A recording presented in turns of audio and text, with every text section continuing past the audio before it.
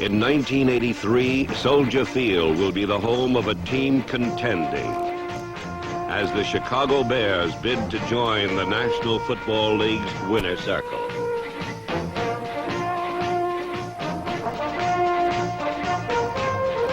The Bears will be led and challenged by head coach Mike Ditka, a man who demands dedication and favors innovation.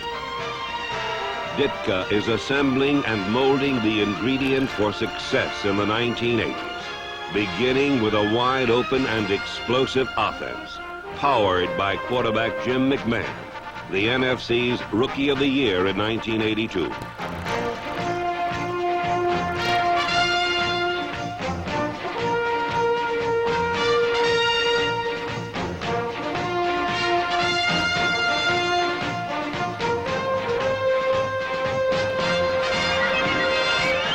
McMahon will direct a daring and deceptive attack.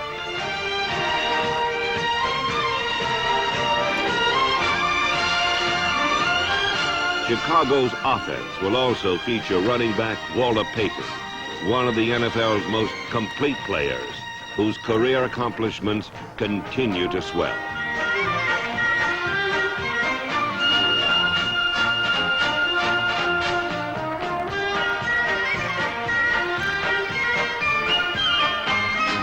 A tough and aggressive defense, year in and year out, one of the hardest hitting in the league, will further characterize the 1983 Bears.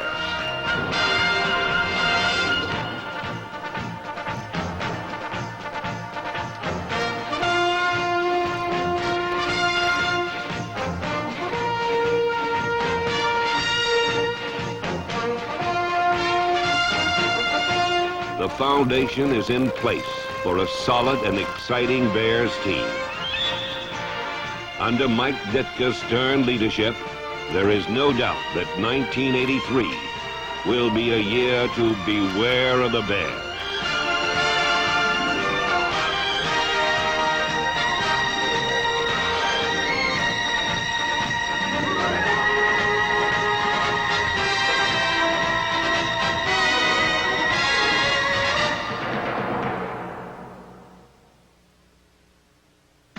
Chicago Bears teams of recent years struggle for offensive balance, with much of the weight placed upon Payton's running brilliance.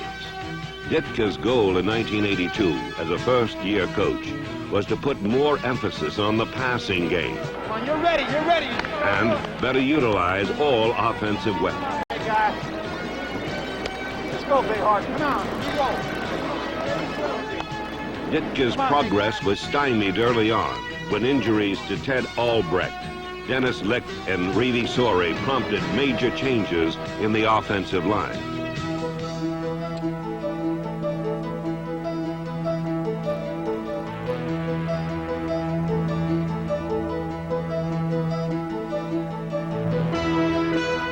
Problems up front meant problems in the pocket for veteran quarterbacks Bob Avellini and Vince Evans.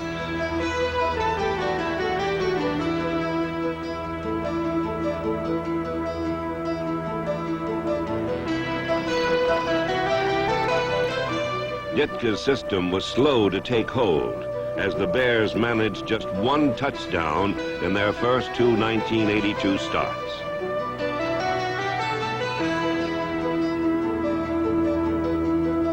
On the sidelines was first-round draft choice Jim McMahon, waiting eagerly for his opportunity to quarterback Chicago's offense.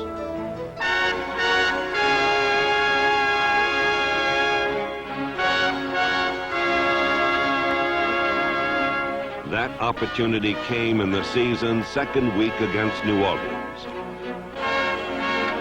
McMahon began the second half, and he generated some offensive spark with his deft, short to medium range passing touch.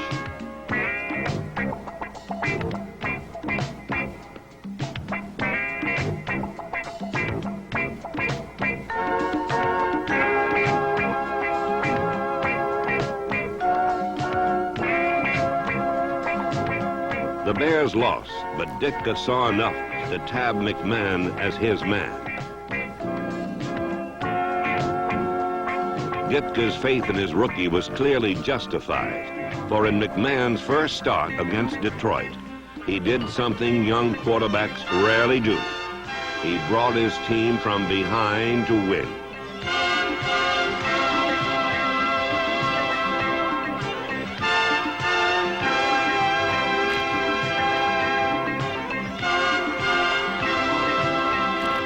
McMahon threw 2 touchdown passes and set up the game-winning field goal with this 44-yard pass.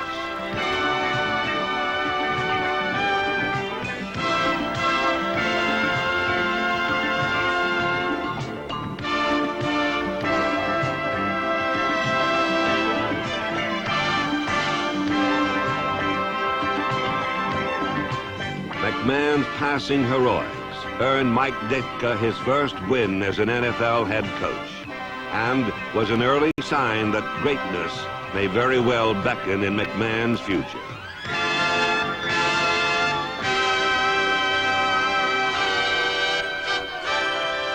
Jim McMahon is the type of quarterback you can build an offense around, and that's just how the Bears see him. His development as a rookie was extraordinary, considering the shortened season. At midpoint in the year, McMahon was throwing with the confidence of a veteran.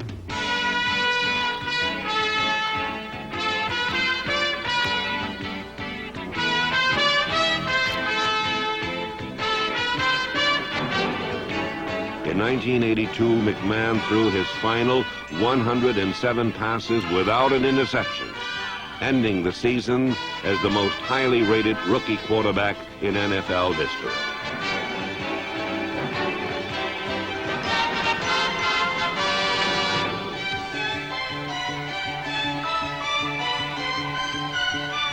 What sets McMahon apart is his ability to avoid the rush, retain a feel for his receivers, and throw on the run.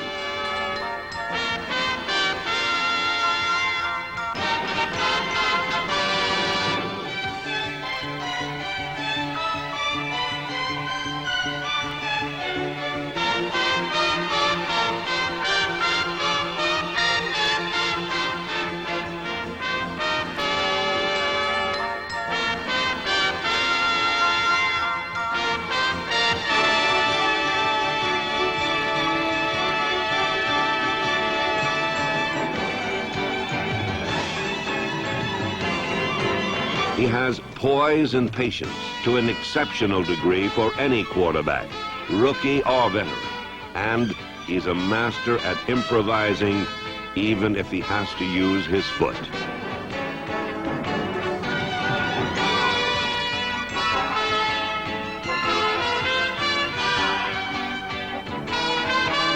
Jim McMahon is a winner.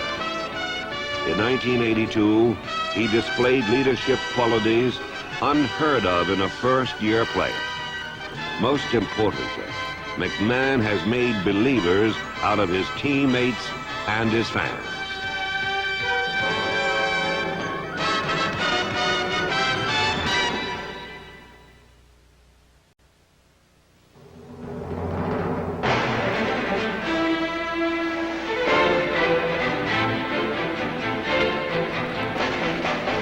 Tradition tells us the Chicago Bears play a punishing defense.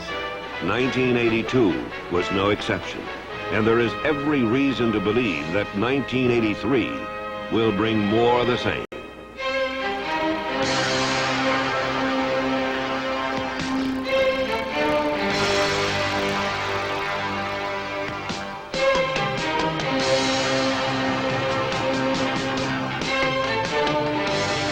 The Bears' defense blends experience and youth in a bruising formula. Veterans who have been together for years, augmented by young players, riding the fast lane to NFL stardom. The result is a cohesive unit that remains aggressive and enthusiastic.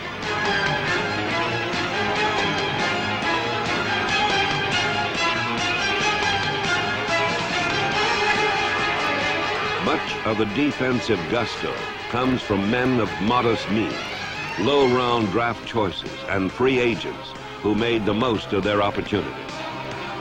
Number 76, Steve McMichael, Bruce Herron, Brian Cabral, and Leslie Frazier all were free agents, while Henry Wachter, Jerry Muckensturm, and Reuben Henderson came down the line in the draft.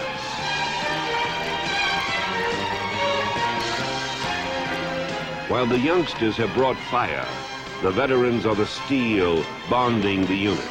Men like Mike Hardenstein, Jim Osborne, Gary Campbell, Len Walterscheid, and Terry Schmidt, number 44, the club interception leader in 1982. Veteran safety man Gary Fensick, number 45, anchors the secondary. A unit that includes jack of all trades, Jeff Fisher, number 24. The Bears' nucleus of bright young stars includes Mike Singletary. When it comes to stopping the run, nobody does it better. Outside linebacker Otis Wilson, number 55, entering his 4th pro season, is the Bears' big play defender. His enormous physical skills give him the ability to turn a game around.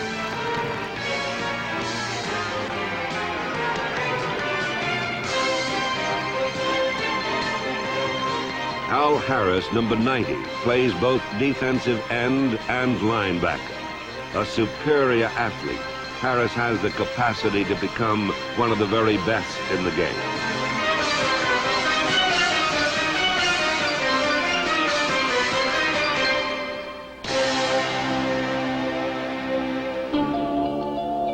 At the heart of the Bears' defense is Dan Hampton, a young veteran who is one of the NFL's most dominating defenders.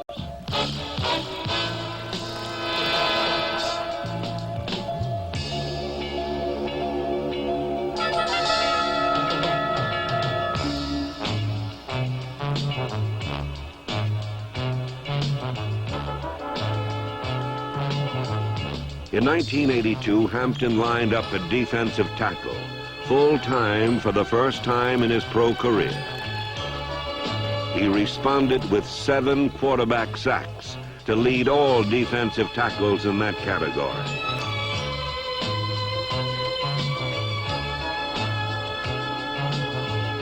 For his efforts, Hampton was named the NFL's defensive MVP by Pro Football Weekly.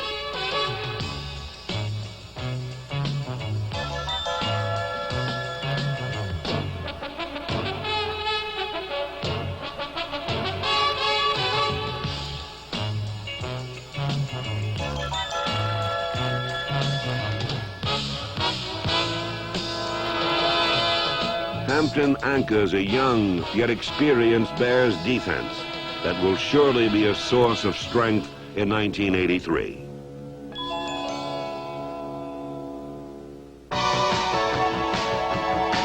The Bears hope their 1982 win over New England will be a blueprint for success in '83. Terry Schmidt's 2 interceptions led a defense that forced 4 turnovers.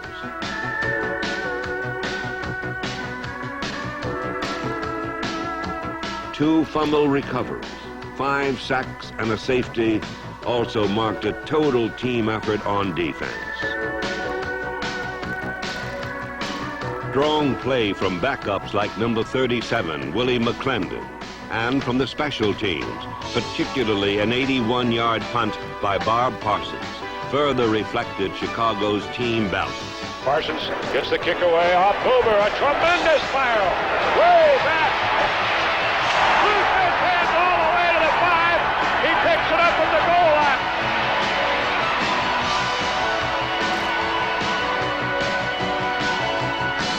The offense behind a rapidly maturing McMahon was efficient and productive. McMahon threw 2 touchdown passes and ran for another. It was solid, everybody contributes football against a playoff team. Further reason to beware of the Bears in '83.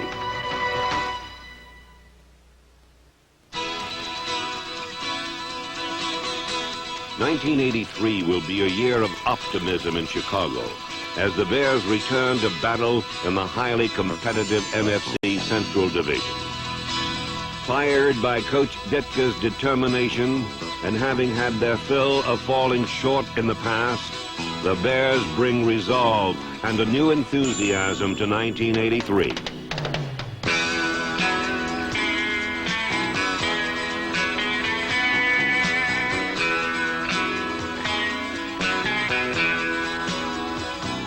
Much of that enthusiasm may be traced to the intense, no-nonsense approach of Mike Ditka.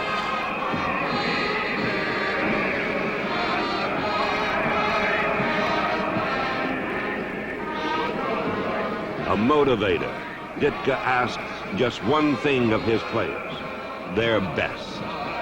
Come on now. All you got to do is want it as much as we know we want it. We want it that much. Let's go. The 83 Bears will bear the Ditka stamp. They will be relentless and physical, an approach that will be reflected in the play of the special teams and the offensive line.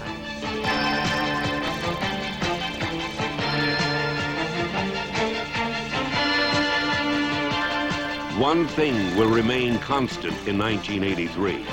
The Bears will give it everything they have, week in and week out, no exception.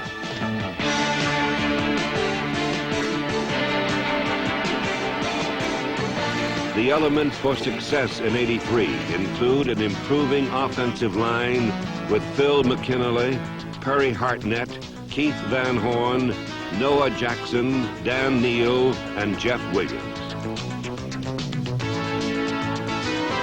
In McMahon, the Bears have a good young quarterback who will only get better.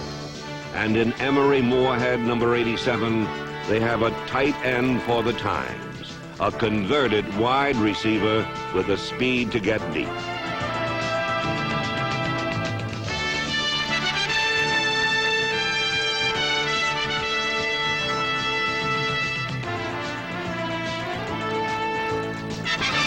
Overall, the Bears have the stuff for a strong passing game.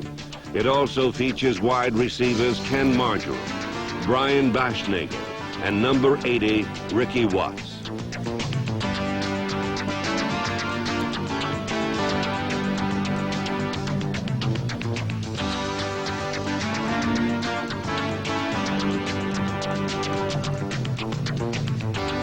McMahon's sure touch on the short pass increased the value of versatile fullback Matt Suey, number 26, the club's leading receiver in 1982.